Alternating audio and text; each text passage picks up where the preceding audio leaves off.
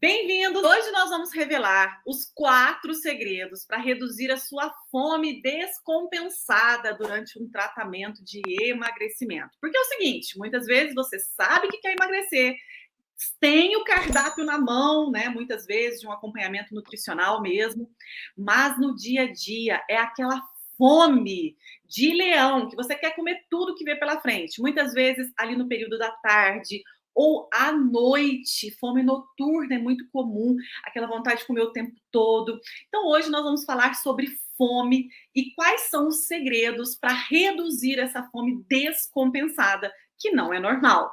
Vamos lá, doutor Cristiano? Vamos embora, vamos em frente. A primeira pergunta que eu quero fazer para o doutor Cristiano é o seguinte: doutor, as pessoas querem perder peso, querem seguir um plano alimentar, mas elas têm fome o tempo todo. Para começar esse assunto, o que é fome, da forma fisiológica mesmo? Em primeiro lugar, nós precisamos entender que fome é algo essencial para a sobrevivência, né? Então todo mundo consegue intuitivamente já saber disso, né? Se o ser humano não tivesse o mecanismo da fome ou qualquer outro ser, né, do reino animal, como nós somos do reino animal, né? Nós não buscaríamos a nutrição e morreríamos, né? De inanição. Então a fome é essa sensação.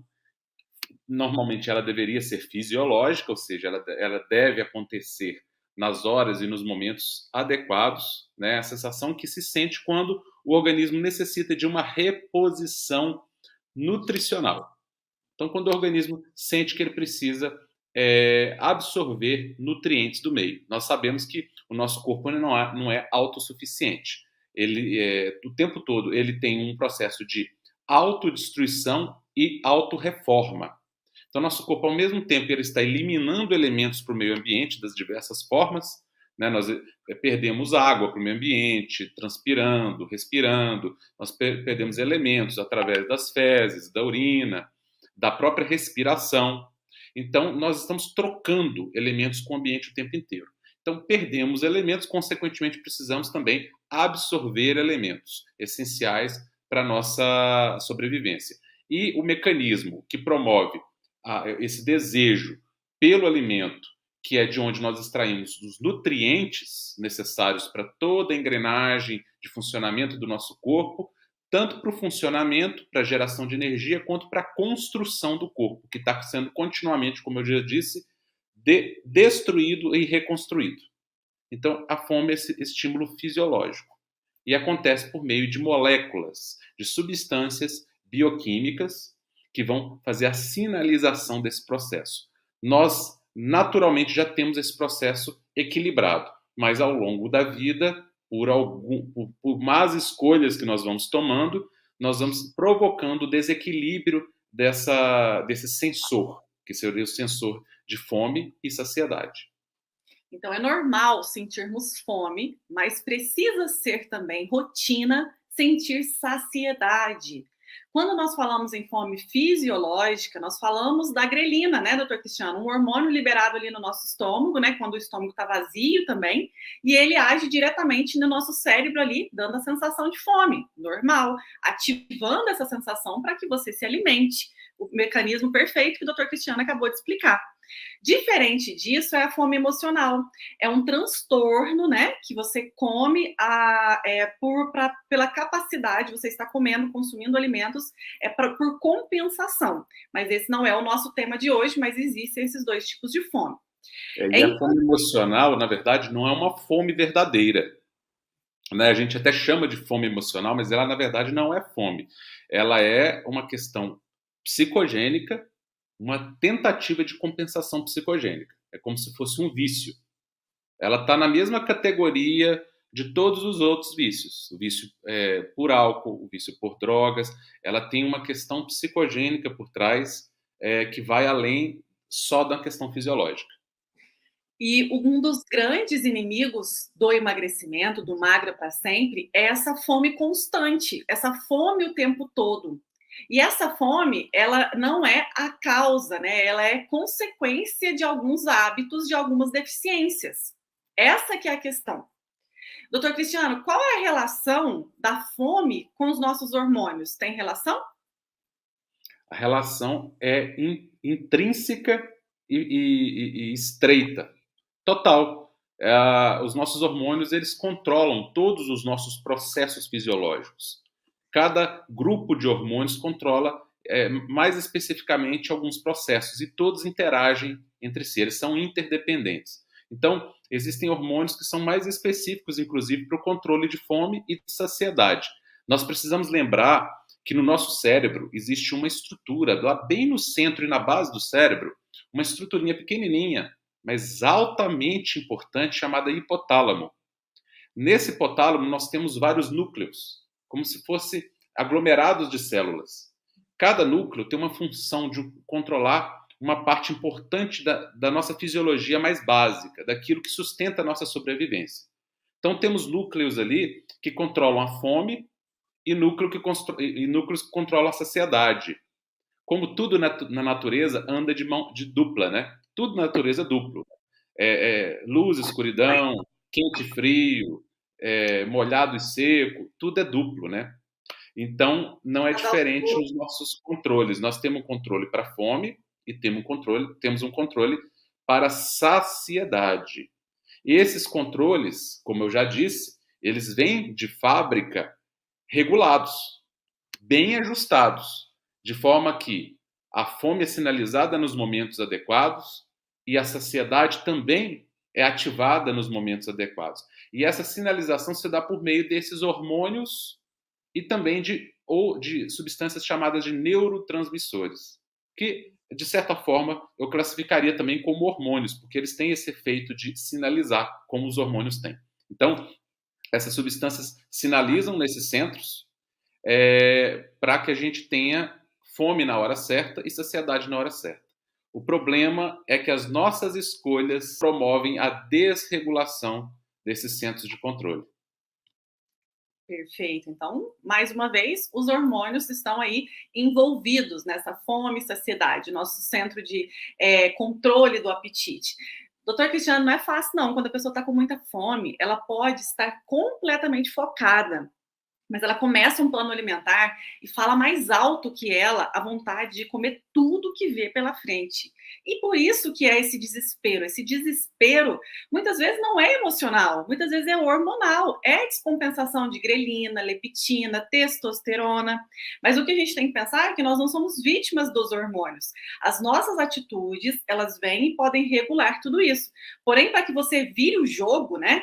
Para que a sua fome reduza, você primeiro tem que mudar os seus hábitos. E aí, então, com a mudança de hábitos, com o tempo disso acontecendo, você vai conseguir regular a sua fome.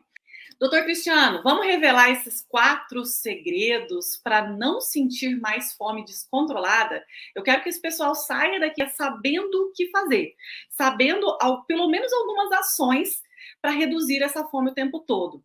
Vamos revelar esses 4 segredos aqui para o pessoal? Vamos revelar os 4 segredos aí, 4 dos segredos que são importantíssimos aí para o reajuste, o rebalanço desse desajuste dos centros de saciedade e fome, né? O primeiro deles é sobre qualidade. Eu e o Dr. Cristiano, a gente está sempre batendo na tecla da qualidade dos alimentos. Nós sabemos que a natureza tem tudo de melhor para nós. Hoje em dia, doutor Cristiano, o pessoal está com medo de comer couve, porque dá problema na tireoide. O assunto é esse. O pessoal está com medo de comer batata, porque é carboidrato. Mas ninguém tem medo de consumir aditivos alimentares e industrializados. Então, a questão é que mudou-se muito essa sensação do que é saudável. A pessoa, muitas vezes, escolhe um produto diet no lugar de consumir um produto natural, uma banana, por exemplo. Estou dando alguns exemplos aqui. E muitas vezes se esquece da qualidade dos macro e dos micronutrientes. E, principalmente, quando nós falamos nesse primeiro segredo, em qualidade do que se consome, pessoas muito na caloria. Eu vejo muito ali no supermercado. Quando eu vou no mercado e a pessoa tá ali comprando iogurte, sabe, doutor? Aí a pessoa vai para comprar um iogurte, a primeira coisa que ela olha atrás é para ver assim, quantas calorias tem esse? Ah, tem um iogurte lá de 30 calorias. E tem um outro iogurte lá que tem 100 calorias. mas ela não se importa com a cor do iogurte, com a composição do iogurte, ela se importa basicamente com a caloria do iogurte. E ela enche o seu Exatamente. carrinho no mercado com produtos light, diet, e muitas vezes a combinação dos alimentos que ela consome em cada refeição pauta-se por calorias e não por índice glicêmico. E não sei se o pessoal sabe o que é índice glicêmico. Índice glicêmico é um dos grandes segredos de uma alimentação para emagrecimento. Nutri, você falou algo extremamente importante. Quando as pessoas focam em calorias, elas esquecem de todo o resto, que é o importante de fato. As calorias, elas são irrelevantes quando você considera os fatores verdadeiros. Elas se tornam irrelevantes. Por quê? Porque uma caloria não quer dizer nada, ela pode te emagrecer ou te engordar. Depende da fonte dessa caloria. Então, o que define se você engorda ou emagrece não tem a ver com soma de caloria. Isso é um raciocínio ultrapassado, que não tem base científica verdadeira. Os estudos que falam, que corroboram esses fatos, quando são lidos à luz da inteligência, à luz do raciocínio, eles não passam nem no primeiro crivo grosseiro de uma análise mais grosseira que se possa fazer desses estudos. Então, na verdade, não existe base científica para a contagem calórica. A contagem calórica foi uma conveniência, inclusive algo muito conveniente à indústria alimentícia, que faz com que as pessoas adquiram produtos de baixa caloria, achando que estão fazendo grande coisa pela sua saúde, quando, na verdade, muitas vezes estão levando para casa produtos repletos de substâncias químicas e produtos que, inclusive, são obesogênicos. Esses dias para trás saiu um estudo mostrando a importância do consumo de adoçante no aumento dos cânceres relacionados à obesidade. Então a pessoa está consumindo um alimento zero caloria, que ela tem certeza que vai emagrecer, e que, na verdade, aumenta o risco de obesidade, de diabetes e, inclusive, de cânceres relacionados à obesidade. Isso ninguém fala. E as pessoas ficam aí contando caloria, perdendo tempo, perdendo a chance de emagrecer, consumindo produtos caros, muitas vezes sem sabor, com sabor ruim, muitas vezes, e, além de tudo, ainda engordando, porque elas estão consumindo produtos que elas acham que vão emagrecer, quando, na verdade, vão engordar. Então, isso é conveniente só para um lado. É conveniente para a indústria alimentícia. É ótimo, porque aí eles vendem esses produtos para as pessoas. Mas as pessoas não se preocupam com a qualidade do que está ali dentro. Então, você deu o exemplo do iogurte, por exemplo. Se eu comparar um iogurte zero caloria ou de baixa caloria com iogurte natural, o iogurte natural vai ter mais caloria, obviamente. Mas o iogurte natural, ele tem uma composição extremamente superior a qualquer iogurte de zero caloria ou de baixa caloria. Não dá nem para comparar. Eu não vou nem entrar nos detalhes aqui, que não é o objetivo desta live. Mas, e aí as pessoas vão lá e vão direto para o iogurte de baixa caloria e deixam o iogurte natural para trás. O iogurte natural, que esse sim, tendo mais calorias, poderia promover uma série de transformações no organismo dessa pessoa, não sozinho, é claro, a gente não está falando que ninguém vai emagrecer aqui tomando iogurte natural simplesmente, mas eu estou dando um exemplo, porque é um conjunto, né? A gente fala que é uma orquestra de vários instrumentos. Esse aí seria um dos instrumentos da orquestra, né? Então, esse iogurte poderia aí melhorar a flora intestinal dessa pessoa. Esse iogurte tem quantidades de gorduras do bem, que promovem saciedade. Vai estimular hormônios de saciedade, ajudar a regular o centro de controle de fome e saciedade, como nós estamos falando aqui. Ele tem um índice glicêmico mais baixo. Ah, mas o outro é zero caloria, não tem nem açúcar. Mas o adoçante estimula a insulina, que é o verdadeiro problema. Ele se comporta como um alimento de alto índice glicêmico. E aí ele vai descompensar os seus hormônios e fazer com que essa descompensação hormonal produza gordura no seu corpo, mesmo que ele não tenha gordura nele. Olha os paradoxos aí que as pessoas nem imaginam que existe. Então, voltamos à questão do índice glicêmico. Uma das coisas mais importantes quando se diz respeito ao controle de fome e controle de saciedade é focar no índice glicêmico da alimentação como todo. Aí eu não falo nem dos alimentos individualmente, mas do conjunto, é o que você fala, né, Nutri? O importante é a combinação alimentar, porque de repente um alimento que tem um índice glicêmico um pouco mais alto, dependendo do preparo do alimento, da combinação dele, o índice glicêmico dele pode diminuir. Então, é o conjunto da obra, mais uma vez, que nós sempre falamos, é que define o resultado final.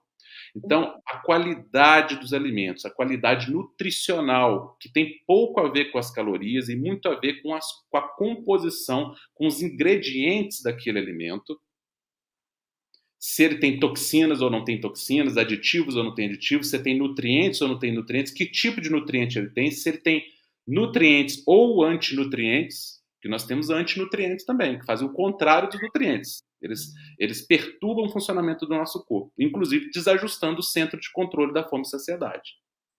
Então, o índice glicêmico aí é uma chave importante, sim, é um dos segredos para o controle da fome e saciedade. Você sabe, por exemplo, eu vou dar um exemplo aqui só para vocês começarem a praticar. Muda o jogo o índice glicêmico, por exemplo, fruta desidratada. Se você consumiu uma uva natural, é muito diferente de consumir uma uva desidratada. Quando você desidrata a uva passa.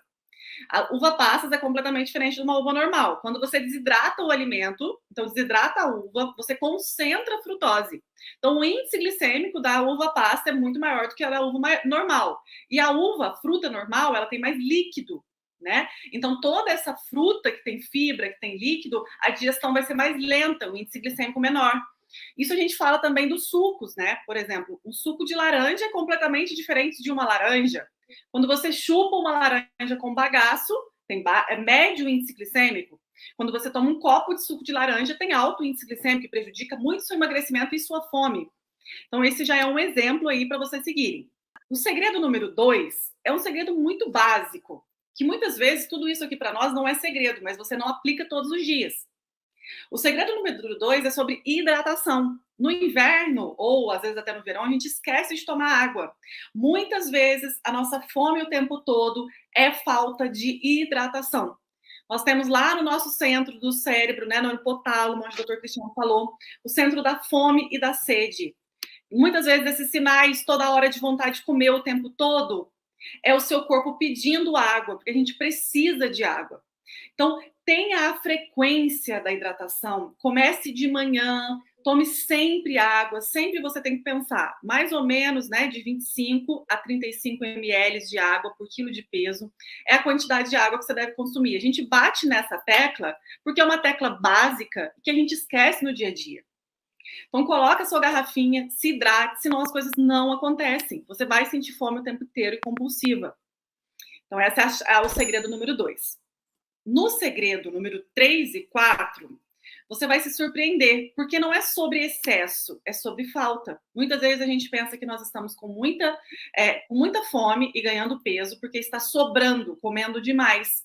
E muitas vezes está faltando, porque obesidade é igual a desnutrição.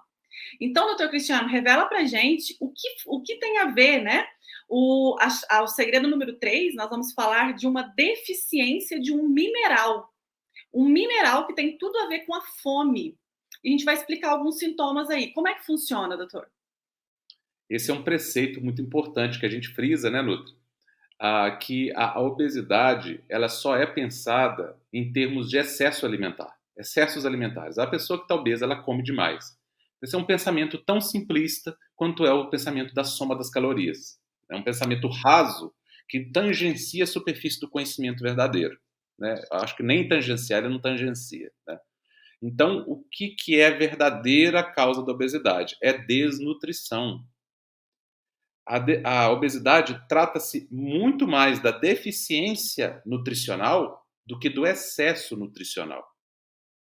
O que acontece na obesidade é uma má qualidade nutricional muito mais do que um excesso de alimentação. O excesso ele pode até acontecer como consequência do desajuste provocado pela deficiência nutricional. Então, um indivíduo que tem uma deficiência de nutrientes, ele começa a ter sinalização exagerada de fome. e até uma coisa inteligente do corpo. Por que o corpo sinaliza o excesso de fome o tempo todo? Porque essa pessoa está cronicamente deficiente. Apesar de estar comendo muito, mas ela está comendo mal. Ela come mal, ela não repõe essa deficiência nutricional, o corpo não sinaliza saciedade. Isso é muito lógico de pensar. Então, essa pessoa come muito porque come mal e não o contrário. Ela está com uma alimentação pobre nutricionalmente, mesmo que seja a quantidade grande. E muitas vezes nem a quantidade é tão grande assim. Muitas vezes essa pessoa está com metabolismo deturpado, nem está comendo tanto, mas está comendo errado, está comendo uma qualidade nutricional ruim, está com cheio de o carrinho do supermercado tem muito mais diet light zero do que nutrientes, né? Ele está preocupado com as calorias, não está preocupado com os nutrientes do que ele come. Ele quer comer baixa caloria, não quer comer alimento nutritivo. E aí a fome só aumenta. Quanto mais dieta faz, mais fome tem. Quanto mais dieta faz, mais baixo o metabolismo fica, mais fácil de engordar, mais difícil de emagrecer. Olha o tamanho da tragédia, do problema aí, né? Isso tem solução. Mas a solução não é simplesmente comendo menos ou comendo menos caloria. Porque quando essa pessoa passa a comer menos caloria, ela se desnutre ainda mais, porque ela continua não considerando a qualidade alimentar e começa a considerar só quantidade pura e simples, sem raciocinar em mais nada. Então, voltamos para a deficiência, uma das múltiplas deficiências que causam esse desajuste. Aí nós vamos falar de duas aqui, né, Nutri? Então, a Sabe, 3 primeira é já 4, deficiência né? que são é o item 3 e 4 aí. Então, o item 3, a deficiência de magnésio.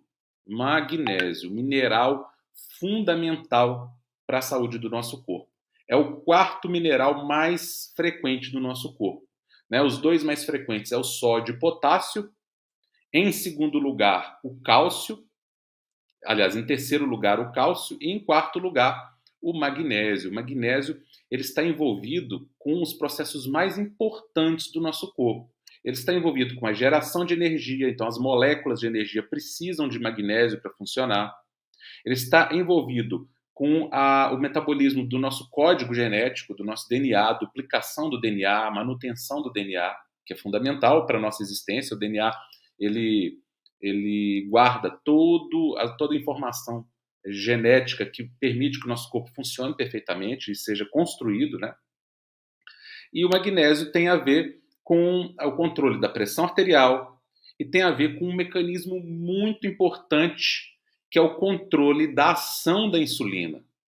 Então, a insulina, como todo hormônio, para agir, ela precisa se ligar ao seu receptor. É o mecanismo chave-fechadura. Uma chave sozinha não tem utilidade nenhuma, mas uma chave que se conecta à sua fechadura, ela abre a porta. Então, a insulina é a mesma coisa. O pâncreas libera a insulina na circulação, ela é fundamental para a nossa saúde, nas quantidades corretas, em equilíbrio. Ela vai se ligar nos receptores que ficam na superfície da membrana das células. Para quê? Para abrir os canais para que essas células possam absorver a glicose que está na corrente sanguínea, que está no meio extracelular. Então, as células precisam receber glicose, mas essa glicose não entra na célula do nada. Existem portões nessa célula que precisam ser abertos. E esses portões são abertos pela chave hormonal conhecida como insulina. Ótimo. Isso é o funcionamento perfeito. Mas nós precisamos entender que dentro desse mecanismo da fechadura, onde a insulina se liga, existe a molécula de magnésio lá dentro. E quando esse indivíduo está deficiente em magnésio, essa fechadura não funciona direito. E aí nós temos origem, o início de um dos processos mais importantes para a geração da obesidade, para a geração do excesso de peso, para a geração do excesso de acúmulo de gordura no corpo e do bloqueio da queima de gordura no corpo, que é o processo hormonal chamado de resistência insulínica.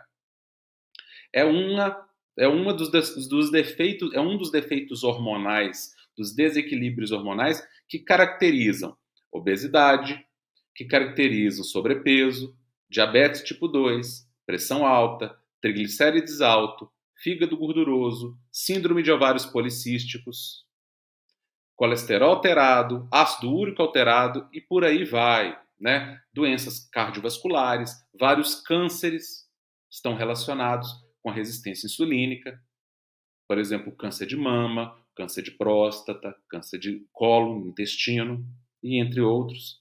Então, olha a importância dessa fechadura, que é o receptor de insulina. Para que ele funcione bem, precisa de magnésio. E aí a gente entra num círculo vicioso. Por quê? À medida que a pessoa está deficiente de magnésio, a fechadura não funciona bem, essa fechadura que é o receptor de insulina. E o receptor de insulina, ele não só abre, é uma fechadura que não só abre o portão para que a glicose entre dentro da célula, como ele abre também o portão para que o magnésio, o próprio magnésio entre dentro da célula. Então essa deficiência começa a se retroalimentar, provocando um ciclo vicioso em que a deficiência gera mais deficiência ainda. Essa pessoa começa a perder magnésio, vai saindo pela urina.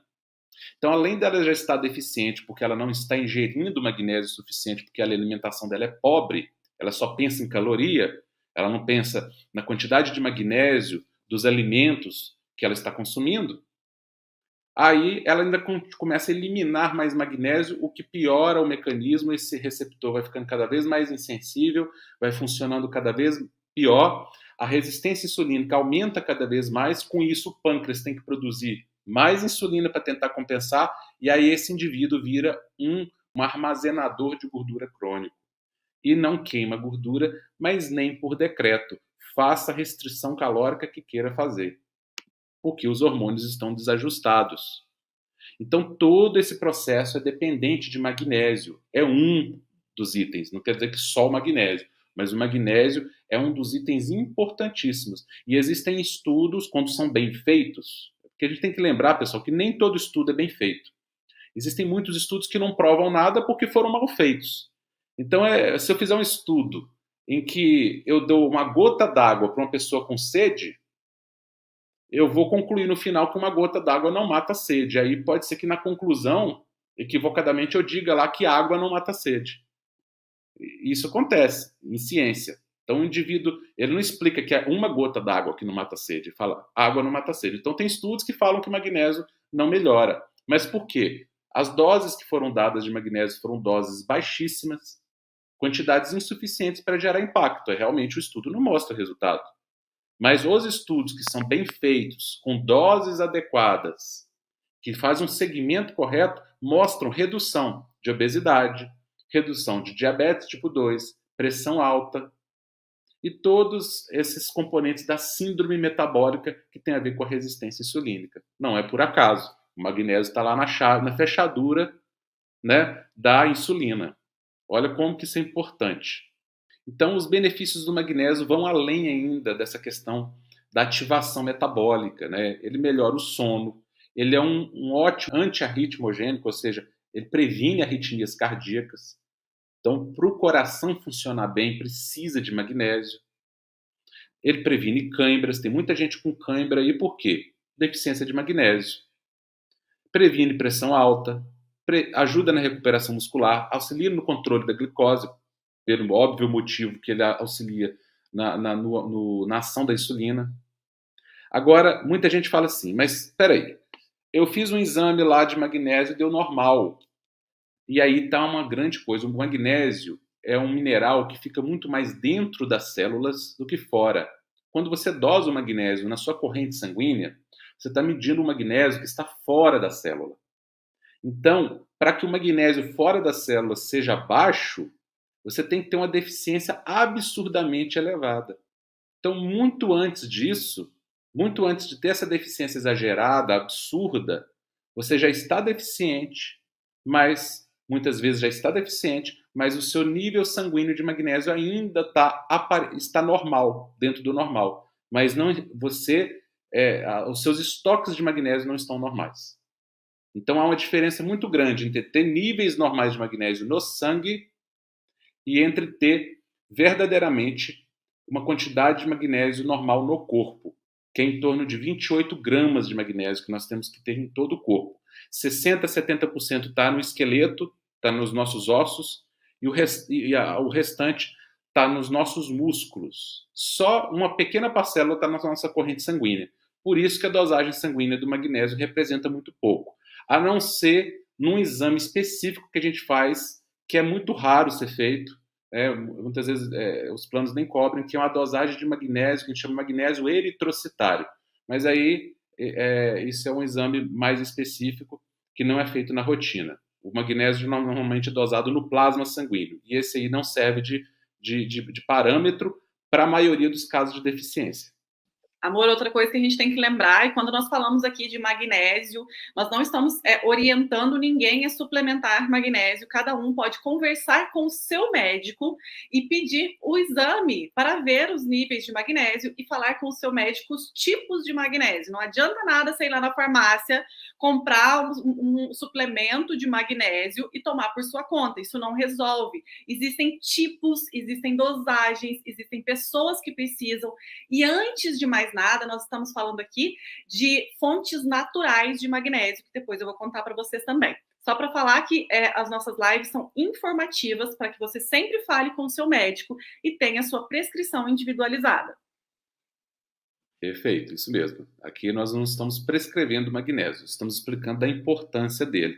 E estamos falando muito mais do magnésio alimentar do que de suplementação. A suplementação pode ser interessante, sim, em muitos casos, mas aí precisa ser feita de forma orientada pelo seu médico ou pela sua nutricionista. Lembrando agora da quarta chave, né, que é quando a gente fala do cromo. O cromo, esse outro mineral importantíssimo, né, doutor Cristiano, que também a gente pode encontrar nos alimentos. O cromo é um mineral essencial e participam diversas reações e processos químicos no nosso organismo. Ele está relacionado diretamente com a metabolização dos macronutrientes, carboidrato, proteína, gordura. E muitas vezes o excesso de fome o tempo todo, tem a ver com o cromo também. A ação do cromo é relacionada com o carboidrato, né? Com o mecanismo da insulina. E para que serve o cromo, né? O doutor Cristiano falou sobre o magnésio, mas é importante a gente entender sobre o cromo também. Ele ajuda a reduzir aí os níveis de colesterol ruim, que é o LDL, ajuda também na parte do seu humor, nos sintomas de TPM, a questão da depressão também pode ser uma deficiência de cromo, um dos sintomas, fadiga, cansaço, a questão de ganho de massa muscular também, a gente tem que dosar o cromo, quem tem diabetes tipo 2 e também a parte da fome, que é o mais importante. Esse mineral, ele é fundamental, ele é encontrado em muitos alimentos, mas muitas pessoas têm deficiência dele e precisam procurar o seu médico para suplementar, para melhorar essa questão da fome também. Uma boa razão para consumir bastante alimento rico em cromo, né, doutor Cristiano? É realmente tirar muito a fome e evitar os sintomas, né, de fadiga, mau humor, que estão aí na rotina de muitas pessoas, né? Doutor Cristiano, outra coisa interessante a gente explicar, né, é quando um mineral está em baixa, a gente tem baixa do mineral. Muitas vezes a gente não fala de mineral, né? Ninguém fala muito de magnésio, de cromo, né? Muito menos desses minerais no controle do apetite e da saciedade, da fome e da saciedade. Quando acontece uma carência do cromo, o organismo entende, né, que a gente precisa consumir mais alimentos e ter mais glicose aí suficiente na circulação. Ele tem direta ligação com a fome e a vontade de comer carboidratos, pães, doces, massas. Então, aquela pessoa que tem vontade descontrolada por muito açúcar e também a pessoa que acumula muita gordura na região do abdômen, ela pode estar com uma deficiência de cromo. Então, olha que interessante a gente pensar sobre isso, né? Ah, Nutri, mas como eu vou saber se eu estou com deficiência de cromo? Ponto número 1. Presta atenção se você tem fome o tempo todo. Acabou de almoçar, tô com fome de novo. Chego em casa desesperada de fome. Algum desses 4 segredos estão faltando aí. E não custa nada. Ou vários deles, né, Nutri? Ou vários deles, ou até todos. Todos eles, né? Ou todos eles. Provavelmente, né, doutor? E o cromo, e o magnésio é fácil da gente encontrar nos alimentos. A questão é, muitas vezes a gente consome um dia, no outro a gente esquece, porque a questão da alimentação é a soma da sua vida, é a soma do que você faz na maior parte dos dias, não é a soma da exceção. Então, para que você tenha uma dose de minerais bons, de cromo, de magnésio, você tem que todos os dias da sua vida ter nutrientes. E muitas vezes a gente passa um dia ali, comeu um pão, ou comeu só arroz e macarrão. Não tem cor nesse dia, não tem minerais, né? Por isso que a gente quer abrir os olhos aí de quem está nos ouvindo para prestar atenção na alimentação do dia a dia. Muitas vezes você se dedica tanto ao trabalho, mas come em qualquer lugar, come qualquer coisa só para encher a barriga ali, né? E aí depois a fome vem, a consequência vem, a conta chega. E essa Né? conexão, né, Nutri, que você falou, agora que você terminou, falou do cromo, né? Aí eu quero amarrar, porque eu expliquei sobre a resistência insulínica, sobre a ação da insulina, mas muitas pessoas podem perguntar, mas o que isso tem a ver com o controle da fome e da saciedade? O que acontece? Quando o indivíduo desenvolve resistência insulínica, ele começa a produzir níveis alarmantes de insulina, níveis excessivos. Então, já disse, a insulina é fundamental para a saúde, para a sobrevivência do corpo, é um hormônio vital. Mas em excesso, ele começa a gerar problemas. E esse excesso de insulina, com essa resistência insulínica, promove, eu não vou entrar em detalhes no mecanismo aqui, mas promove uma insensibilidade dos centros da saciedade. Então, a sinalização de saciedade nesse centro hipotalâmico começa a ficar ruim. Moléculas como a leptina, que tem a função de sinalizar a saciedade, essa sinalização começa a ficar insensível. É como se os receptores da leptina, a fechadura da leptina, né? A leptina também é uma chave, é um hormônio, né? Começa a ficar insensível. Então, esse indivíduo, muitas vezes, ele tem até leptina demais. É o mesmo caso da insulina, ele tem até leptina demais, no indivíduo que está obeso. Ele fala assim, mas leptina demais, ele não tinha que sinalizar mais saciedade? Só que não, porque a sinalização depende da fechadura. Não basta eu ter um molho de 10 chaves, de 10 cópias de chaves, se nenhuma funciona, se nenhuma entra na fechadura. Então, essa pessoa começa até a produzir leptina demais, mas essa leptina não consegue agir. Por quê? Porque a resistência insulínica interfere, um hormônio interfere no outro.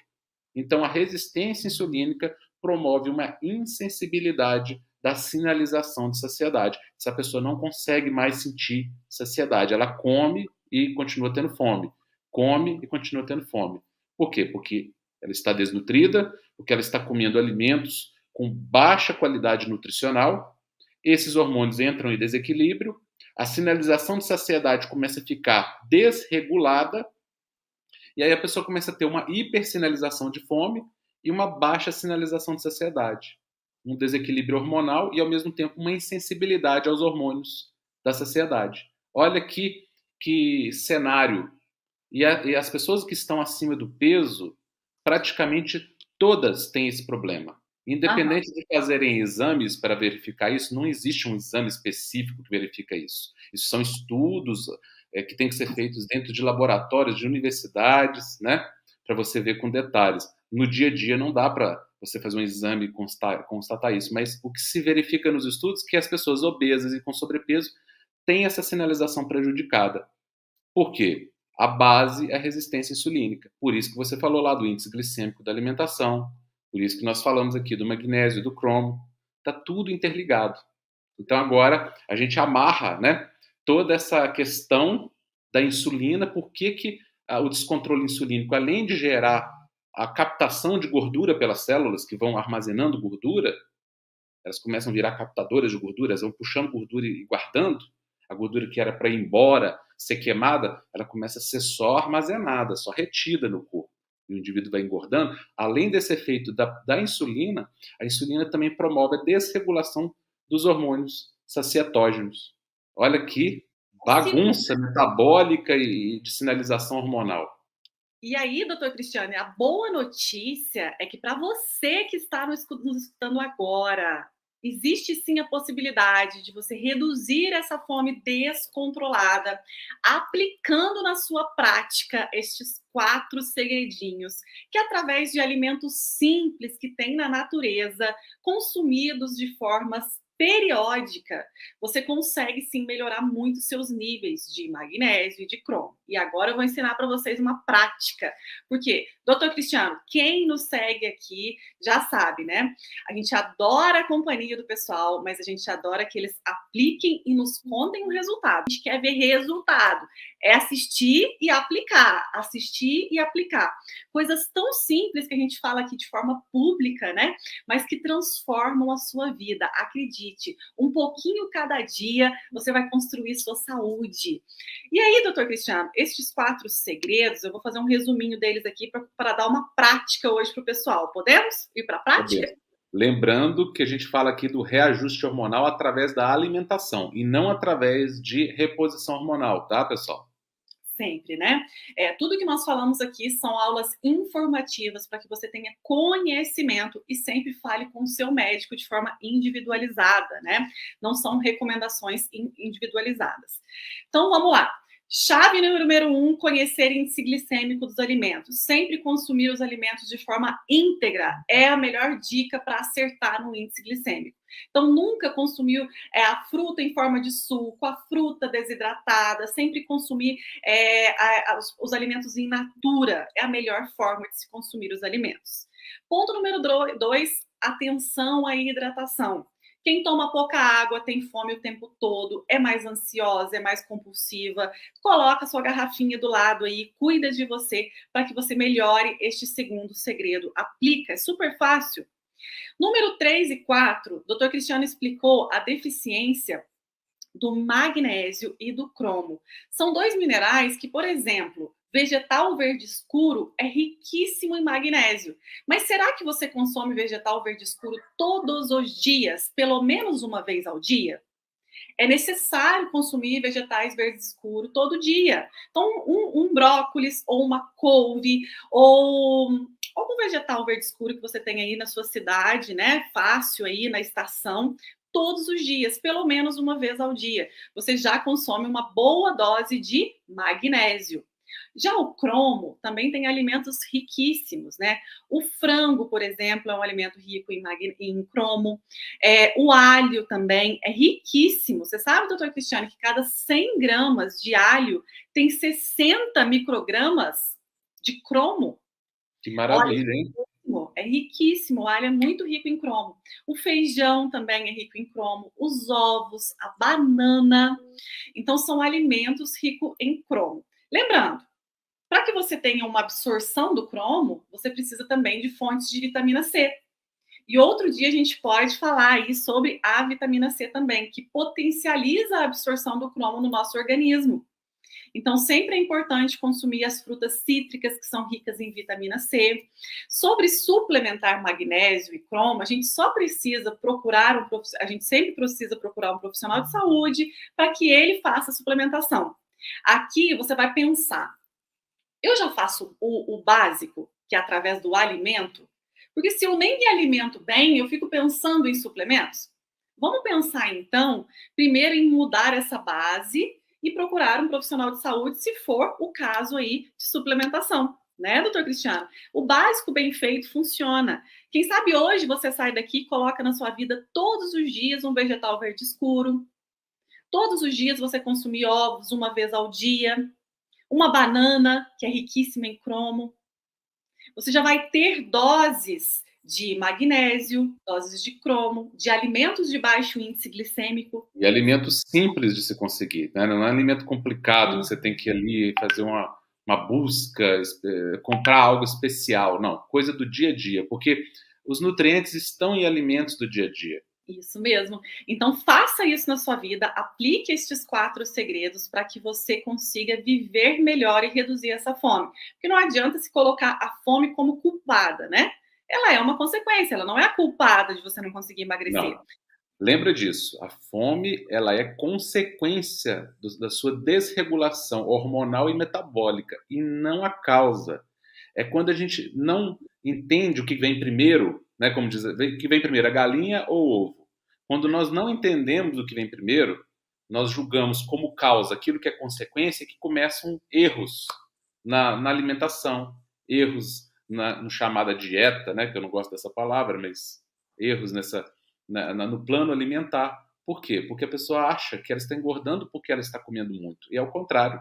É porque ela engordou e está comendo mal que ela passou a comer muito.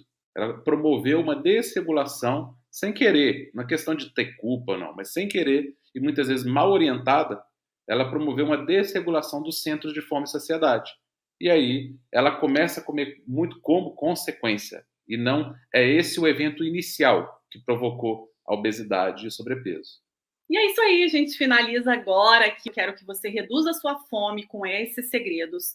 Mande mensagem para nós contando aqui como foi essa prática, pelo menos por 30 dias. Amor, um beijo, muito obrigada pela companhia. Quero deixar um recado para você que está aí nos ouvindo ou nos assistindo, né? Lembra, emagrecer se emagrece comendo, tá? É comendo que se engorda, mas também é comendo que se emagrece.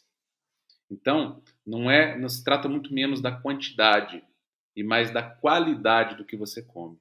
E muitas vezes você precisa pensar menos no que você precisa retirar e mais no que você precisa colocar na tua alimentação, para melhorar a tua nutrição, para reequilibrar os seus hormônios, reajustar os seus centros de fome e saciedade, e aí naturalmente você acaba comendo menos, mas naturalmente, sem forçar a barra. É assim que funciona o emagrecimento verdadeiro. É comendo certo, não é necessariamente comendo menos, é comendo certo, comendo melhor. Perfeito, maravilha. Tchau, tchau, pessoal. Um beijo, fiquem com Deus. Até mais, fiquem com Deus.